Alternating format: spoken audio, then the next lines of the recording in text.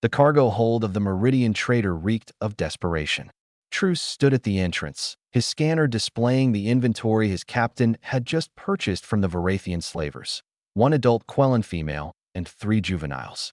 The transaction had been clean, legal even, in this corner of the galaxy where sentient rights meant nothing. Process them and prep for market. Captain Harrow had ordered before disappearing into his quarters. We'll get triple the price on Station Omega. Truce had been a cargo handler for 2 years, ever since economic collapse on Earth had forced him into the Merchant Guild. He'd moved weapons, contraband tech, even stolen artifacts. But never this.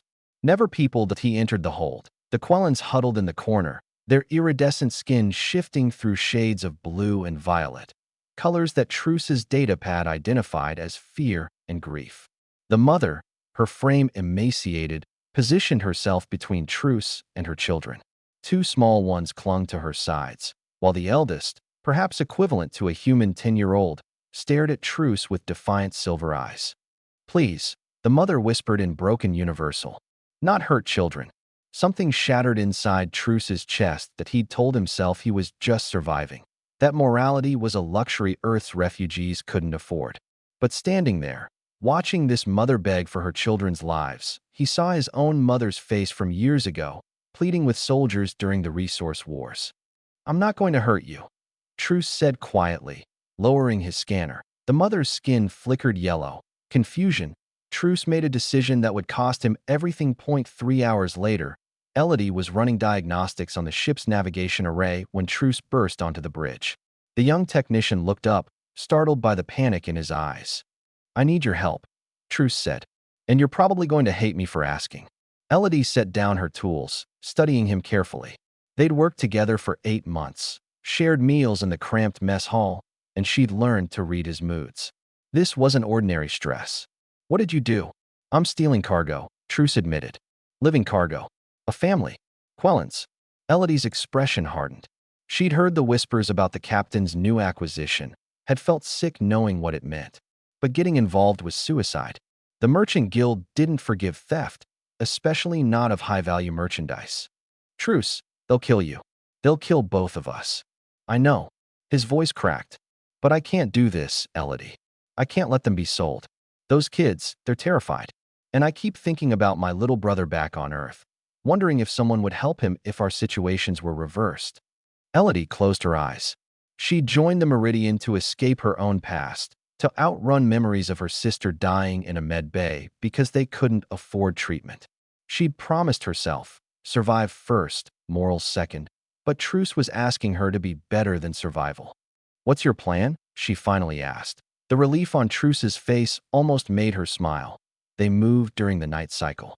Elodie had rerouted the internal sensors, creating blind spots throughout the ship. Truce led the Quellan family through maintenance corridors toward the escape pods.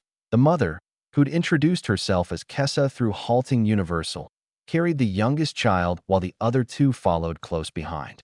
The eldest, a boy named Taller, hadn't stopped watching Truce with suspicious eyes. "Why help?" Taller asked suddenly, his pronunciation clearer than his mother's. Truce glanced back. "Because it's right. Many know right. Few do right." The kid had a point. They reached the pod bay without incident. Elodie was already inside Pod 7, modifying its beacon signature. "I've programmed coordinates for the Quellan homeworld," she explained. "It's 3 weeks away, but the pod stasis system will keep you safe." Kessa approached Elodie, her skin shifting to warm gold. Gratitude. She took Elodie's hands in her own, which were surprisingly soft despite their alien texture. "You give us life," Kessa said. "You are Kalasha, soul family." Elodie felt tears prick her eyes. "Just get home safe." As Truce helped the children into the pod, alarms suddenly screamed through the ship.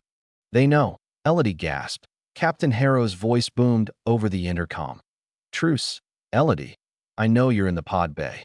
Stand down immediately. This is theft of guild property." Truce sealed the pod entrance and slammed the launch sequence. "Go now." "But you'll—" Kessa's protests were cut off as the pod explosively ejected into space. Heavy footsteps thundered down the corridor. Elodie grabbed Truce's arm. "We need to run." "Where?" Truce laughed bitterly. "We're on a ship, Elodie. There's nowhere to go." Captain Harrow and 3 armed crew members stormed into the bay. The captain's face was purple with rage. You've destroyed your lives for merchandise.